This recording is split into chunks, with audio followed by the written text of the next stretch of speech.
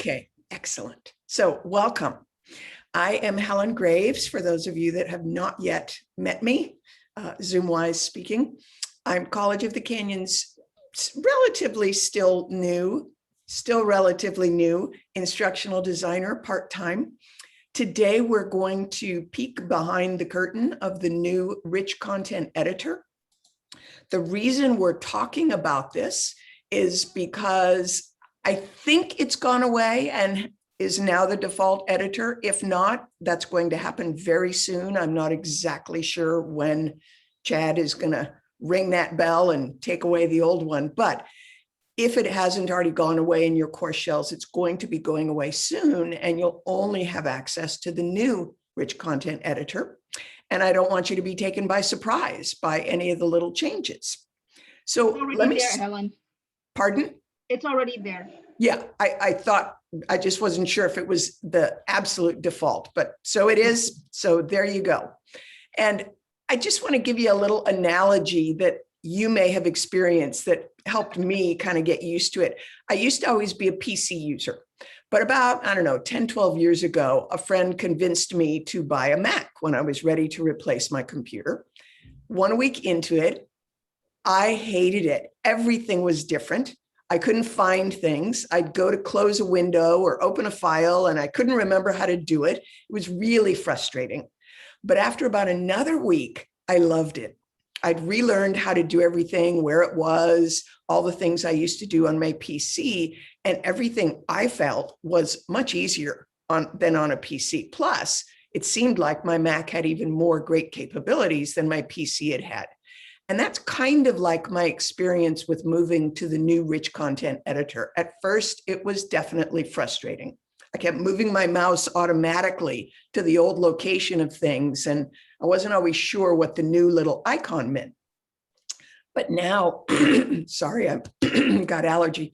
I really like it a lot. I feel it has better functionality and can do a lot more things without having to go into the HTML code, which is pretty great. So I want to take you into a development shell so we can talk about the editor. If it's not on yet in your course, just so that you know how to get there, you would go to Settings in the course navigation, and then in the Feature Options tab up at the top. Why is it not showing here? Okay, there we go. There is one called RCE Enhancements, and you can see I have mine enabled. If it were not, if it were the little red disabled check, you just check it to enable it. Okay, so if we go into a page, when I click the edit button,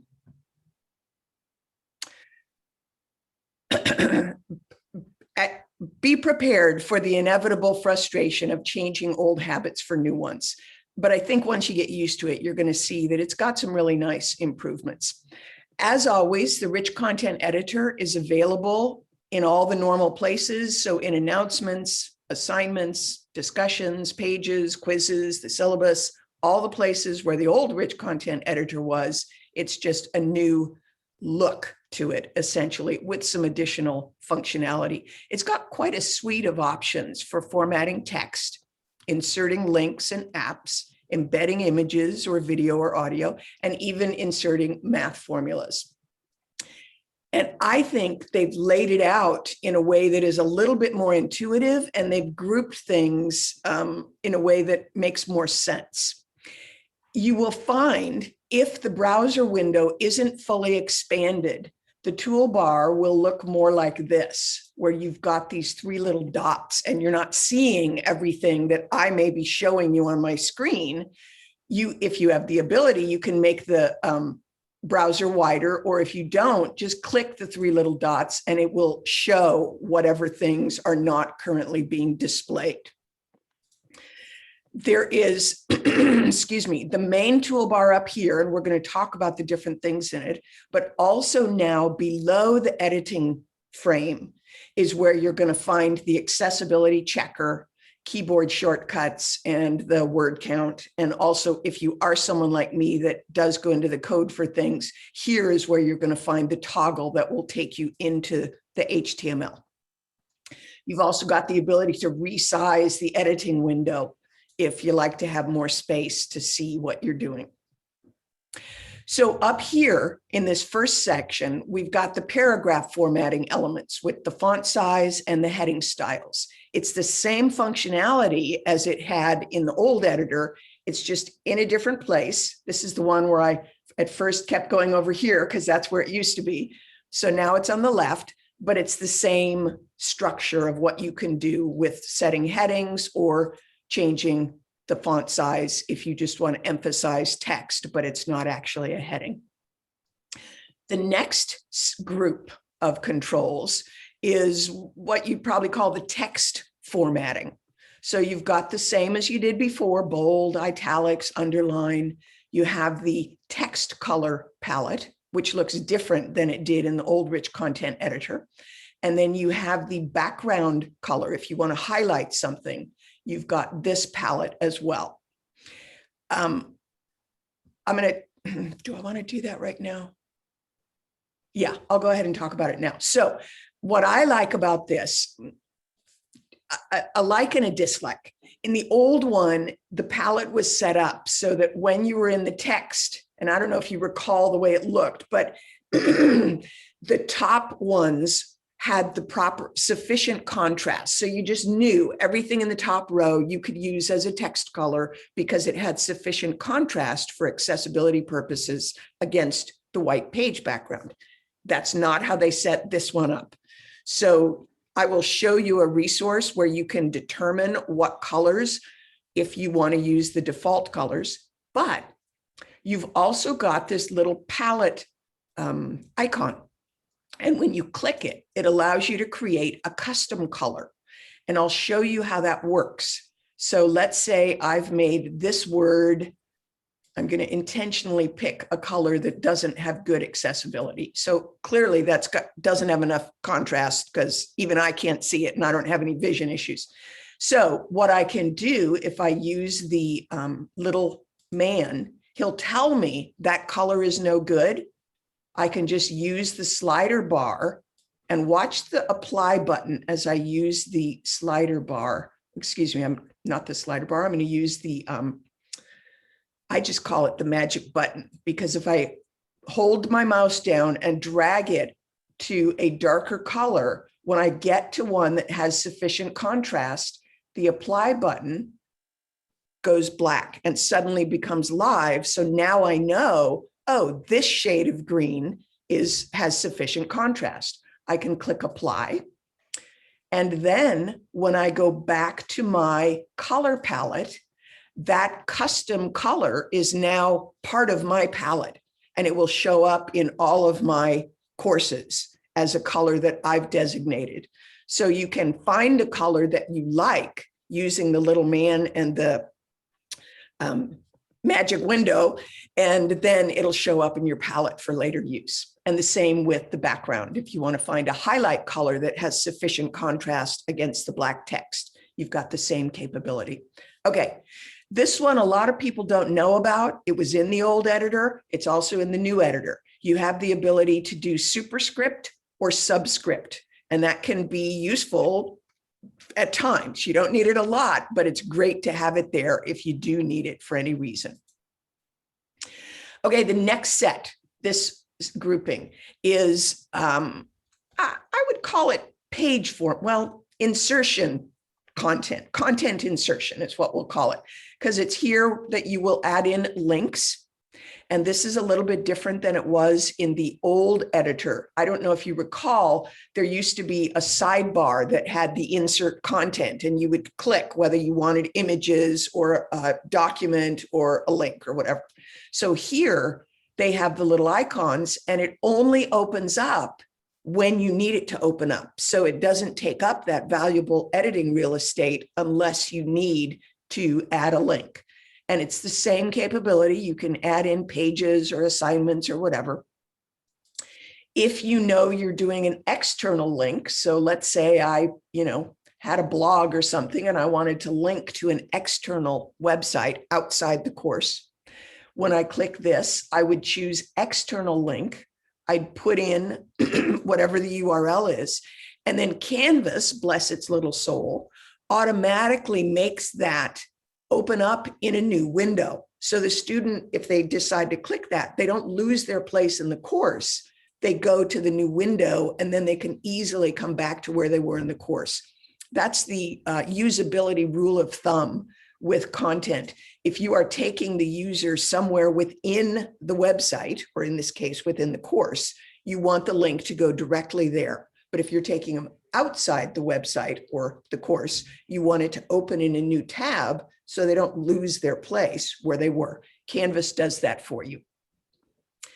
With images, you've got the choice of uploading a new one, using a course image, meaning one that is already living in your files area, or you have the ability to use user images. And what that means is at my account level, I have, and you have as well, a sort of generic storage area for images and media. And so you can easily access it from any of your course shells. So if I were to click that, I don't have much in it. I just put in your profile picture is always going to be in there.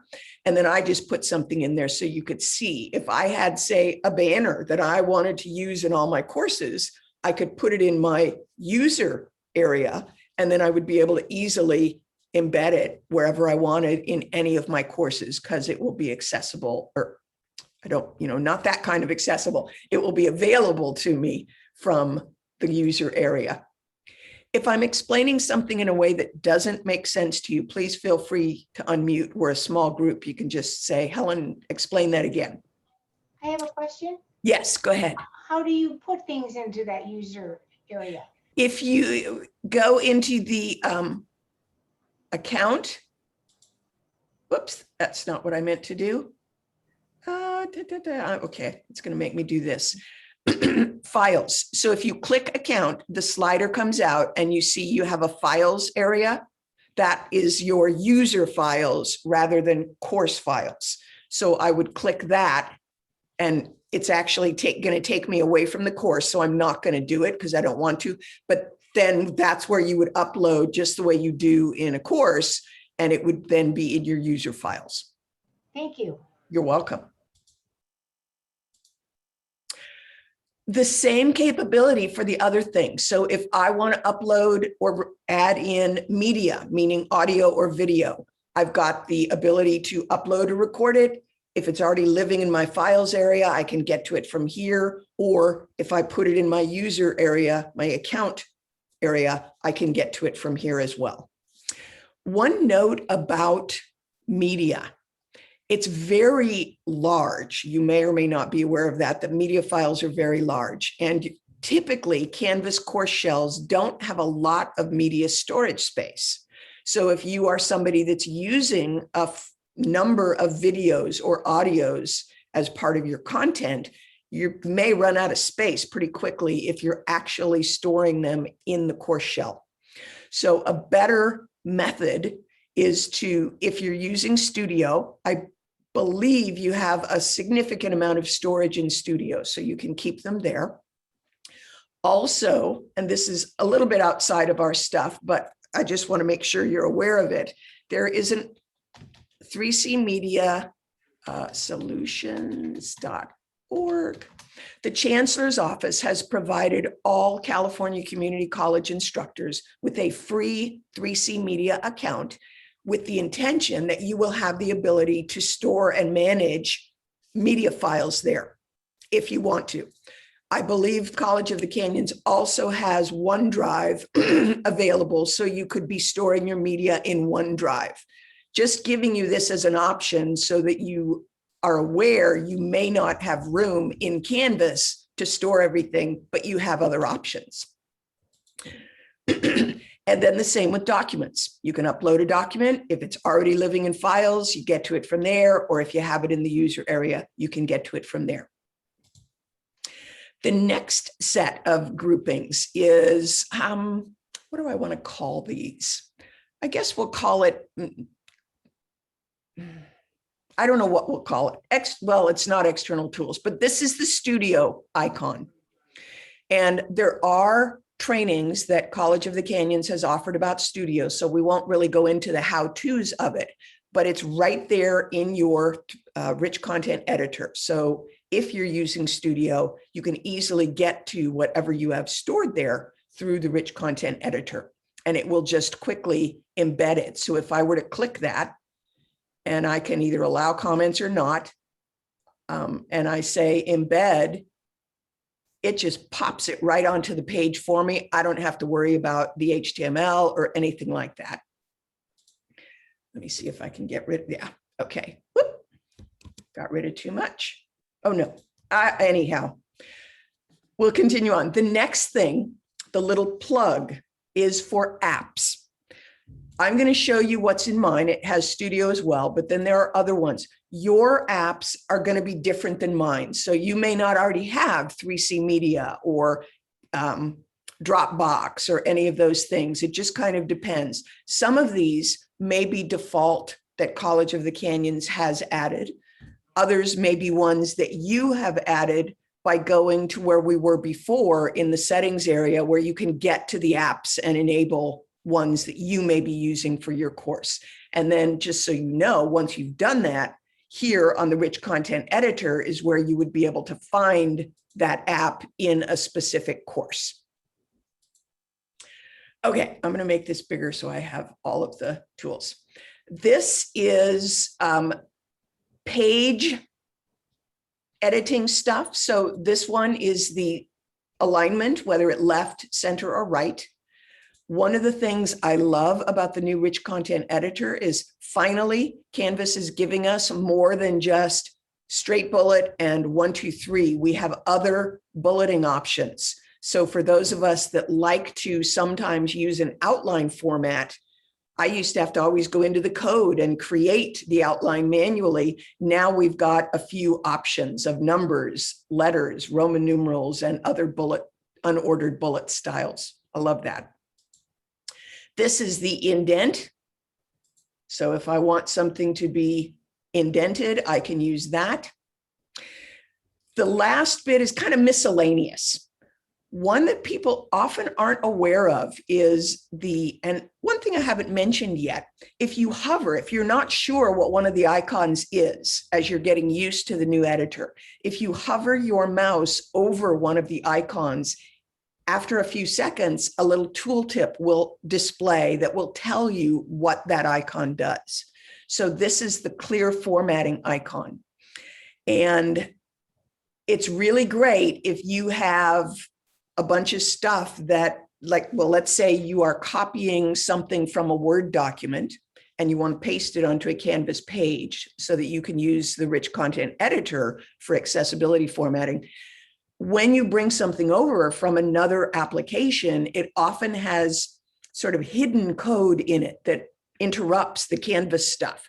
So if you paste it, highlight everything, and then click the clear formatting, it can help get rid of some of that hidden code very easily. You won't have to go into the HTML editor.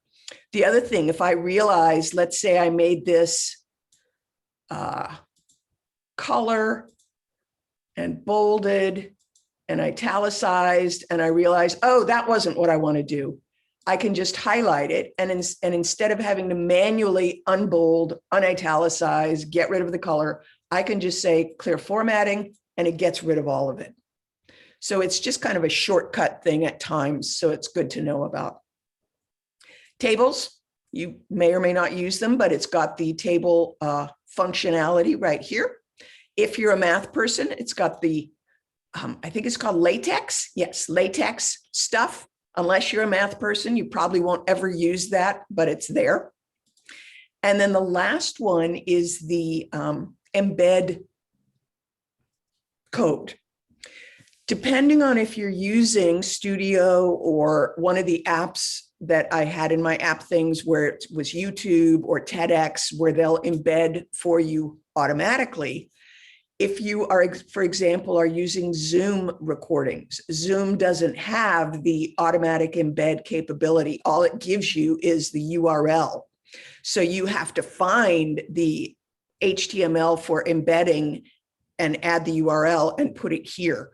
but it will then automatically embed it for you and create the media player. You don't have to go into the HTML code. And that's actually, let me show you. So if I go to YouTube, and my favorite is always cute puppies. And so I find a video and I can go to share. I say embed code. It gives me the embed code, and I can either on the page go into the HTML and embed it, or I can just put it right here in the embed pop out. And when I click submit, it displays it for me. So I don't have to go into the code at all, unless I want to. I have a quick question here, Yes. Gwendolyn. Yes. Usually with YouTube videos, there are ads. Do the Yes. ads come in? Yes, because you're grabbing it from YouTube. There is code you can add to stop the, you know how at the end it'll recommend other videos, Right. and then students get sidetracked because, oh, Right.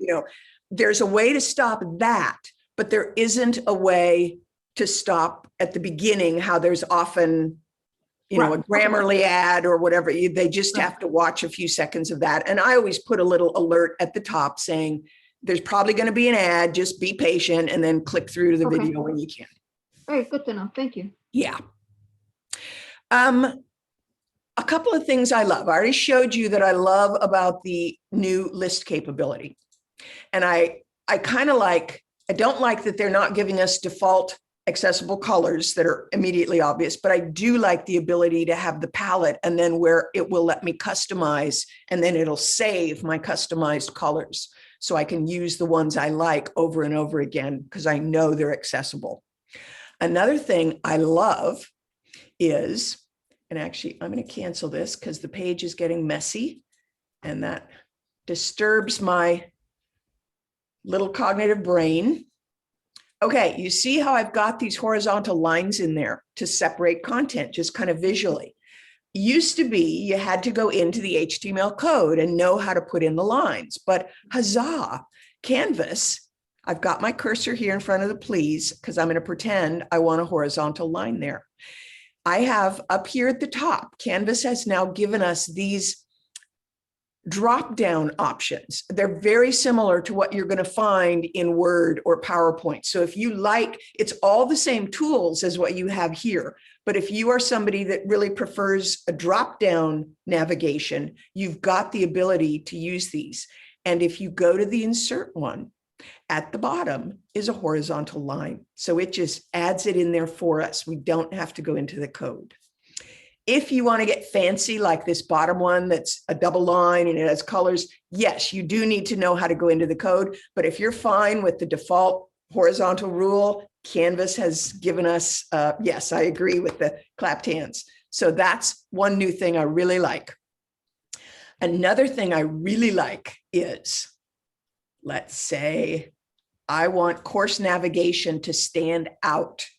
I can't make it a heading because it's not a heading. I could make it bigger font, except if I do that, it makes kind of weird. So let's say I leave it as 12 point, but if I go to the format option, we now have a selection of fonts that we never had before. So I could come in and make just those words say impact. So they stand out, but they're not just wacky big font. It's just a way of visually, keep in mind, a non-sighted student, that's not going to help them. They'll still just hear it in the screen reader. It's not going to tell them it's a different font.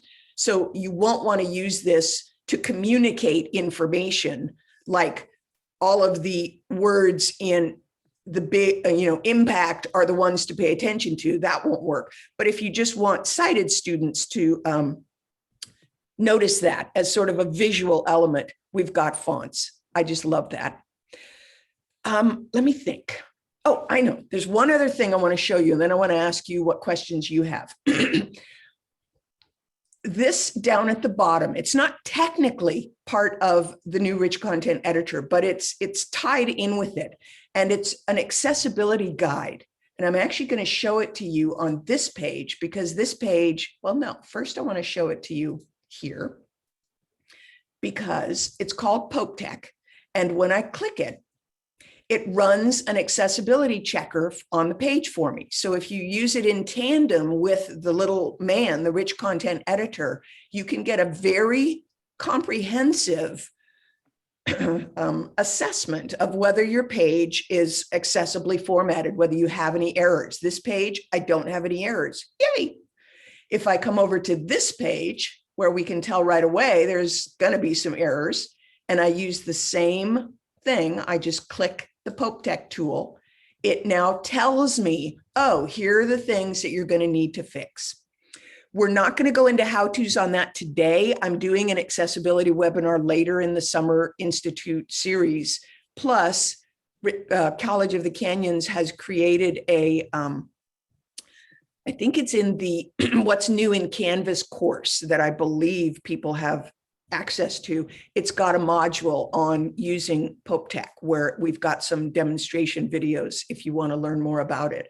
But I just wanted to show you it's now there when the rich content editor is open. You've got because you can't really trust the little man. I don't know if you're aware of that. He's great for color. He's great for tables. He's not so great for anything else. You can't really trust him. So it's good to have both of them to use in conjunction, so you know that your page is going to be as accessible as you can get it. Okay, I've done a lot of talking. What questions do you have about the editor or comments, if you've been using it, that you want to share with us? And feel free to unmute. That accessibility button at the bottom, Yes. It's not available yet in Canvas. So I'm assuming that it's part of Chad doing the work and getting it final later, right? They told me that he had, because he has enabled it, and I checked in a couple of my shells and it's there. So if you're not seeing it, Okay, I can try another. yeah, but if you're not seeing it at all, perhaps contact Chad, because my understanding is he enabled it for the institution, not just for Okay. me. So you should be seeing it. And it's this little weird, it's a weird looking icon. It's a stylized P is what it is. I will check a live shell. 'Cause Okay. I was doing a developmental shell. It should I'll still check be the there, live because shell. these are all development shells, but I don't have an answer for why you're No, not I don't seeing have it. That's weird. Yeah, I don't have it. Okay, I'll contact. And I'll ask, I have a meeting with the DE people or the online ed people, and I will ask them, but they sent me an email saying it's turned on. So I thought everybody had it. Okay, well, You should shortly if you don't yet. okay. Yeah, great. Other questions or comments? I had a question about Studio, but you answered it already. Oh, okay. But it was about storage. Uh-huh. But you answered that already. But I have another question about it though. So if you have a lot of recordings in a shell, and that course is now over, do they still occupy space? Is it a good idea to go and remove them? If they're in Studio, are you talking about videos that are in Studio or videos that are in the files area of a single shell? No, in Studio. Okay. Studio is kind of like the user files. All of your course shells have access to Studio, so it's not actually living in the course shell where it's being shown. It's really being stored in your Studio area. So you don't need to delete it from the course shell. That won't impact your Studio area. Does that make sense the way I said it? That's exactly what I was getting at. Yes, Yeah. Thank you. Yeah. And I don't know how big the storage area is for Studio. I haven't ever heard from it, but from what I understand, it's fairly large. So most people are going to have enough. If you're somebody that you've got a ton of videos, you may want to connect with Chad and find out what's the upper limit so you have a sense. I mean, it's a great tool. It comes in very handy, especially if you're doing an online class. Yeah. So Yeah.